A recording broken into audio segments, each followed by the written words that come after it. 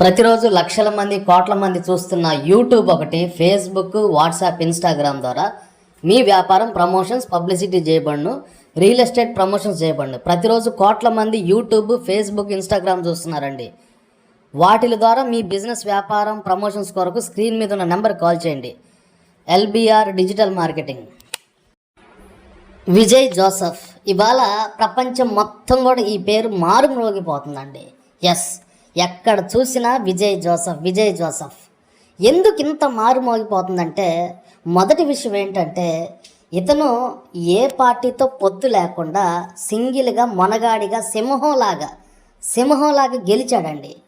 Party పెట్టిన కొద్ది నెలలకే భారతదేశపు చరిత్రలో ఒక హీరో ముఖ్యమంత్రి అయ్యాడంటే ఇది ఆల్ టైమ్ రికార్డ్ అండి. పవన్ కళ్యాణ్ గారు సీఎం అవ్వలేదు, ఇతను మాత్రం ఫస్ట్ అటెంప్ట్ అన్నమాట. పార్టీ పెట్టిన కొద్ది నెలలకి సీఎం అయి కూర్చున్నాడు. చాలామంది మన తెలుగు రాష్ట్రాల్లో ఇతను ఓడిపోవాలని చాలామంది కోరుకున్నారండి. ఎందుకు?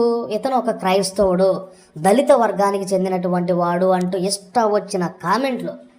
ఏమండి, అతను క్రిస్టియనా దళితుడా అనేది పక్కన పెడితే అతను ఒక భారతీయుడిగా మనం ఆలోచించాలి. పవన్ కళ్యాణ్ గారు 16 సంవత్సరాలుగా ఉన్నారు, ఆయన ముఖ్యమంత్రి అవ్వలేదు. ఎందుకు అవ్వలేదంటే 5-6 పార్టీలతో పొత్తు, ఆయన ఇంతవరకు ముఖ్యమంత్రి అవ్వలేదు. కానీ విజయ్ జోసెఫ్ అనే ఒక వ్యక్తి పార్టీ పెట్టి సోషల్ మీడియాలో ఎటువంటి సపోర్టు లేదు, ఇంట్లో ఎటువంటి సపోర్టు లేదు, మీడియా ఛానల్స్ సపోర్ట్ లేదు, ఎవరి సపోర్టు లేదు. జగన్మోహన్ రెడ్డి గారిలాగా సింగిల్గా అన్నమాట. ఏ న్యూస్ మీడియా కవరేజ్ లేదు, ఏ పార్టీతో పొత్తు లేదు, సింగిల్గా. ఇవాళ నేనంటున్న మాట కదా, ప్రపంచం మొత్తం విజయ్ జోసెఫ్ ఎక్కడ చూడు విజయ్ జోసెఫ్. పవన్ కళ్యాణ్ గారు, చంద్రబాబు నాయుడు గారు బీజేపీ పార్టీని గెలిపించడానికి తమిళనాడు వెళ్ళారండి. గెలిచిందా? గెలవలేదండి. పరువు పోయింది. ఎందుకు పరువు పోయింది? ఒక ముఖ్యమంత్రి బీజేపీ పార్టీకి ప్రచారంగా వేరే రాష్ట్రంకి వెళ్ళి చేయడం అనేది చాలా పరువు పోయింది. అది పవన్ కళ్యాణ్ గారు ఎందుకు సీఎం అవ్వలేదని కింద విపరీతమైన కామెంట్లు.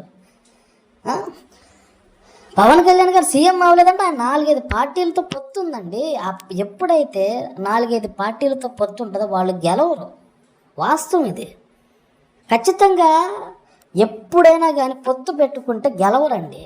ఒకవేళ గెలిచినా కానీ దాన్ని ఎవరు కూడా హర్షించరు అన్నమాట. కావాలంటే అబ్జర్వ్ చేయండి మీరు.